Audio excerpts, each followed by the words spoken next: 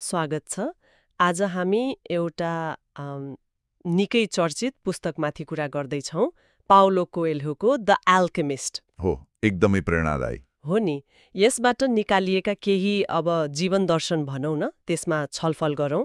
हामीसँग एउटा सामग्री छ जसले यसका 7 मुख्य सत्यहरू केलाएको छ। जसलाई जीवन परिवर्तन गर्ने विचार पनि मानिन्छ नि, हैन? हो, हाम्रो उद्देश्य चाहिँ यी विचारहरूको गहिराईमा पुगेर हाम्रो जीवनमा यसको के अर्थ हुन्छ भनेर बुझ्ने प्रयास गर्ने हो। निश्चय पनि यो किताब खालि एउटा केटाको खजाना खोज्ने कथा मात्रै त कहाँ हो र? यसको त हरेक पानामा व्यक्तिगत विकास, सपनाको खोजी, जीवनको उद्देश्य यस्ता गहिरा कुराहरू छन्। हो, आज त्यही सन्देशलाई हाम्रो स्रोतको आधारमा अझ खुलाउने कोसिस गरौँला। यो त खै आफ्नै भित्री यात्रा जस्तो हो, सत्य खोज्ने प्रक्रिया। एकदमै। त्यसो भए अब ढिला नगरौँ, पहिलो सत्यबाटै सुरु गरौँ। आफ्नो सपना, पुस्तकमा पर्सनल लेजेन्ड भनेको छ नि। पर्सनल लेजेन्ड हो, त्यसको पहिचान र खोजी। यसले के भन्छ भने हरेक मान्छेसँग जन्मजात एउटा विशेष उद्देश्य हुन्छ, सपना हुन्छ जुन पूरा गर्न आएको हुन्छ रे। सुन्दा त कति सजिलो, तर व्यवहारमा किन यति गाह्रो होला त यसलाई चिन्न अनि पछ्याउन? यो महत्त्वपूर्ण प्रश्न हो। गाह्रो किन हुन्छ भने नि हाम्रो स्रोतले पनि भन्छ हामी हुर्कदै जाँदा समाजले के भन्ला, परिवारको दबाव हो, अनि सबैभन्दा ठूलो कुरा असफल भइएला कि भन्ने डर। डर हो, यही डरले हामीलाई त्यो भित्री आवाज सुन्न दिँदैन। हामी त्यतातिर ध्यानै दिँदैनौँ। अनि मनमा नै सोच्छौँ अरूले के भन्लान्, सकिन भने के होला, यो त असम्भव छ, यस्तै यस्तै। हो, अनि त्यो सपनालाई मनको कुनामा दबाएर राख्छौँ। अनि कहिलेकाहीँ त यो त मेरो कल्पना मात्र हो, साँच्चै होइन भनेर आफूलाई नै सम्झाउँछौँ। तर स्रोतले के भन्छ भने यदि कुनै विचार, कुनै सपना बारम्बार मनमा आइरहन्छ, त्यो भित्रैबाट केही नपुगे जस्तो, केही अझै गर्नु छ जस्तो लागिरहन्छ भने हो, त्यो महत्त्वपूर्ण सङ्केत हो। त्यो सामान्य होइन रे, त्यो नै पर्सनल लेजेन्डको सङ्केत हो। एकदम। त्यो म यो भन्दा राम्रो गर्न सक्छु वा मेरो जीवनको उद्देश्य यो होइन भन्ने जुन भित्री छटपटी छ नि, त्यो वास्तवमा त्यही सपनाको पुकार हो। यसलाई चिन्न, स्वीकार्न हिम्मत चाहियो, ठूलो हिम्मत। हो, हिम्मत त चाहियो नै। पहिलो पाइला नै यही हो, आफ्नो त्यो खास सपना, त्यो बोलावटलाई स्वीकार्नु, इमान्दारीपूर्वक। अनि यो स्वीकारोक्तिले हामीलाई दोस्रो सत्यतिर लान्छ। यो त झन् चर्चित छ, ब्रह्माण्डको सहयोग। हो, त्यो बनाई। जब तिमी कुनै कुरा साँच्चै हृदयदेखि चाहन्छौ, तब सारा ब्रह्माण्डले तिमीलाई त्यो प्राप्त गर्न मद्दत गर्न षड्यन्त्र रच्छ। कस्तो जादुई जस्तो सुनिन्छ। सुन्दा जादुई नै लाग्छ, तर गहिलो छ। यसमा एउटा शर्त छ क्या, महत्त्वपूर्ण शर्त। शर्त? के शर्त? स्रोतले यसमा जोड दिएको छ। त्यो शर्त हो पहिलो कदम।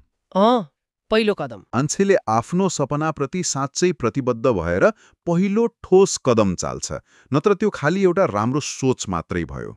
हो, यो एकदम महत्त्वपूर्ण कुरा। धेरै मान्छे यही पहिलो कदम चाल्न हिचकिचाउँछन्। हो नि। सपना देख्छन्, योजना बनाउँछन्, सही समय पर्खिन्छन्, तर सुरु नै गर्दैनन्। पर्खेको पर्खै। स्रोत भन्छ यो पर्खाइ नै सबैभन्दा ठूलो गल्ती हुन सक्छ। ब्रह्माण्डले हाम्रो सोचलाई होइन, हाम्रो कामलाई प्रतिक्रिया दिन्छ रे। बिल्कुल। त्यो पहिलो कदमले हाम्रो गम्भीरता देखाउँछ, हाम्रो प्रतिबद्धता।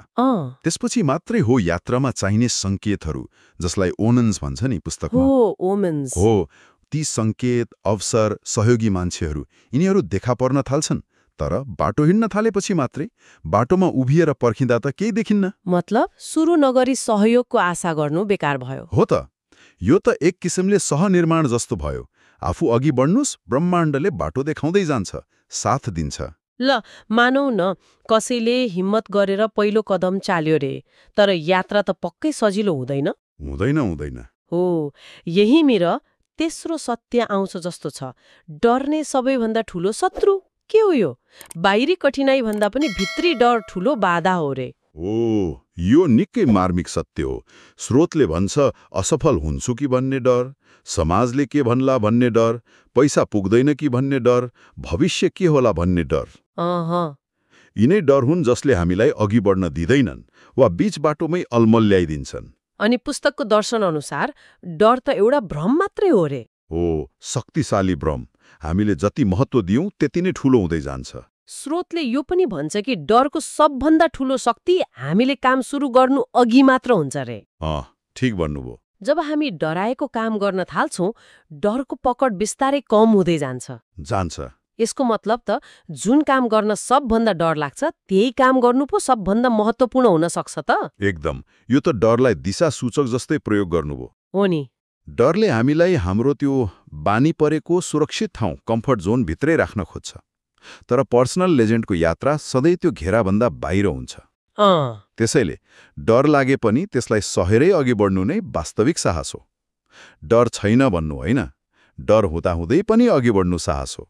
अनि यही साहसले हामीलाई चौथो सत्य स्वीकार्न मद्दत गर्छ होला। विफलता अन्त्य होइन, मार्गको हिस्सा हो। एकदम। सपनाको यात्रा सिधा हुँदैन, ठेस लाग्छ, लडिन्छ, यो त स्वाभाविक हो। र यसलाई नकारात्मक रूपमा मात्रै हेर्नु भएन। हाम्रो स्रोतले यही भन्छ। स्यान्टियागोको यात्रा हेरौँ न। उसले त कति दुःख पायो, लुट्यो, धोका पायो, कता कता बरालियो, तर हरेक यस्तो घटना, हरेक असफलताले उसलाई केही न केही सिकायो नि। नयाँ सिप, नयाँ बुझाइ, ऊ झन बलियो बन्यो। स्रोत भन्छ कठिनाइले हाम्रो चरित्रलाई तिखार्छ, बलियो बनाउँछ। भनेपछि असफलतालाई अन्तिम नतिजा होइन कि प्रक्रियाको एक भाग मान्नु पर्यो। हो। सायद यो एक किसिमको परीक्षा हो जसले हाम्रो प्रतिबद्धता जाँच्छ र हामीलाई अझै योग्य बनाउँछ। निश्चय पनि। स्रोत भन्छ यी अनुभवबाट सिकेका पाठ नै भविष्यको लागि सबैभन्दा मूल्यवान सम्पत्ति हुन्। हार होइन, सिकाइ हो। एकदम। अनि यी असफलता पार गर्दै जाँदा हामीले यात्राबाट जे पाउँछौं त्यसले हामीलाई पाँचौं सत्यको नजिक लान्छ। साँचो धन बाहिर होइन, भित्र हुन्छ। ओहो, यो त हाम्रो समाजको सफलताको परिभाषालाई नै चुनौती भयो नि। हामी त धन, पद, प्रतिष्ठा यस्तै बाहिरी कुरालाई सफलता, खुशी मान्छौं, तर किताब र स्रोतले त अर्कै भन्दैछ। हो त। स्रोतले किताबको अन्त्यतिरको घटनालाई प्रतीकात्मक भन्छ। स्यान्टियागोले लामो यात्रा गर्यो नि खजाना खोज्न। गर्यो। तर अन्त्यमा थाहा पाउँछ त्यो भौतिक खजाना त ऊ जहाँबाट हिँडेको थियो त्यहीँनिर थियो। हो त। तर त्यो यात्रा खेर गयो त गएन, किनभने वास्तविक खजाना त्यो सुन थिएन। के थियो त? वास्तविक खजाना त त्यो यात्रामा उसले पाएको अनुभव, ज्ञान, आत्मविश्वास, आत्मसाक्षात्कार थियो। स्रोत भन्छ साँचो धन भनेको भित्री शान्ति हो, आफ्नो उद्देश्यसँगको गहिरो सम्बन्ध, जीवनलाई पूर्ण रूपमा जिउनुको सन्तुष्टि। यो त गहिरो कुरा भयो। कतै हामी बाहिरी खजाना खोज्दा भित्री शान्ति, सन्तुष्टि, ज्ञान गुमाइरहेका त छैनौं? सोच्नुपर्ने कुरा हो। यसले हाम्रा प्राथमिकताहरूमाथि नै प्रश्न उठाउँछ। अब छैटौं सत्यमा जाउँ, सम्बन्धहरूबारे। प्रेम बाधा होइन, प्रेरणा हो। यो पनि अलि दुविधाजनक लाग्छ कहिलेकाहीँ। यो संवेदनशील विषय हो। धेरैलाई लाग्छ सपना पूरा गर्न हिँड्दा सम्बन्ध बिग्रन्छ कि प्रियजन छुट्छन् कि। हो नि, सपना र सम्बन्ध बीच द्वन्द्व देख्छन्। तर किताब र स्रोतले साँचो प्रेमको अर्कै चित्र देखाउँछ। फातिमाको उदाहरण छ नि, हैन? हो, फातिमा। उनी स्यान्टियागोको सपनाको बाधक बन्दिनन्। बरु उनको पर्सनल लेजेन्डको महत्त्व बुझ्छिन्, उसलाई जान प्रेरणा दिन्छिन्, आफू पर्खन्छु भन्छिन्। यो त प्रेमको निकै उदार शक्तिशाली रूप भयो। वास्तवमा यसबाट सन्देश के हो भने साँचो प्रेमले व्यक्तिको विकास वा सपनाको यात्रा रोक्दैन, बरु हौसला दिन्छ, शक्ति दिन्छ, पर्खने धैर्य दिन्छ। यदि कुनै सम्बन्धले हामीलाई सपना त्याग्न खुम्चिने बाध्य बनाउँछ भने त्यो साँचो प्रेम नभएर भावनात्मक निर्भरता, असुरक्षा वा बन्धन हुन सक्छ। साँचो प्रेमले त उड्न सिकाउँछ, पखेटा काट्दैन। यो बुझाइले त सम्बन्धलाई हेर्ने दृष्टिकोण नै बदल्न सक्छ। प्रेम र सपना सँगसँगै हिँड्न सक्छन्, विरोधी होइनन्। ल, अब अन्त्यमा सातौं सत्य, यात्रा नै गुरु हो। यो पनि गहिरो छ। हो, र यो सायद किताबको सबैभन्दा मुख्य सन्देशमध्ये एक हो। हामी मान्छेहरू कस्तो भने स्वभावैले परिणाममुखी हुन्छौं। लक्ष्यमा मात्र ध्यान दिन्छौं। हो, त्यो गन्तव्यमा यति धेरै ध्यान दिन्छौं कि त्यो लक्ष्यसम्म पुग्ने प्रक्रिया, त्यो यात्रा, त्यसलाई नै बिर्सिन्छौं, त्यसको महत्त्व कम आँक्छौं। तर स्रोत भन्छ वास्तविक सिकाइ, हाम्रो विकास, हाम्रो परिवर्तन यो सबै यात्राकै क्रममा हुन्छ त। हामी जे बन्छौं त्यो गन्तव्यमा पुगेपछि मात्रै होइन, बरु बाटोका हरेक पाइला, भोगेका अनुभव, सङ्घर्ष, भेटेका मान्छे, सिकेका पाठ यिनैबाट बन्छौं। हो, यात्राको हरेक क्षण, हरेक अनुभव नै जीवन हो। यसको मतलब गन्तव्यको चिन्तामा वर्तमानलाई बेवास्ता गर्नु भएन। बिल्कुल भएन। यात्रामा ध्यान दिनु पर्यो, हरेक अनुभवप्रति सजग हुनु पर्यो, सिक्नु पर्यो। किनकि अन्त्यमा त्यही यात्रा नै हाम्रो सबैभन्दा ठूलो शिक्षक बन्छ, गुरु बन्छ।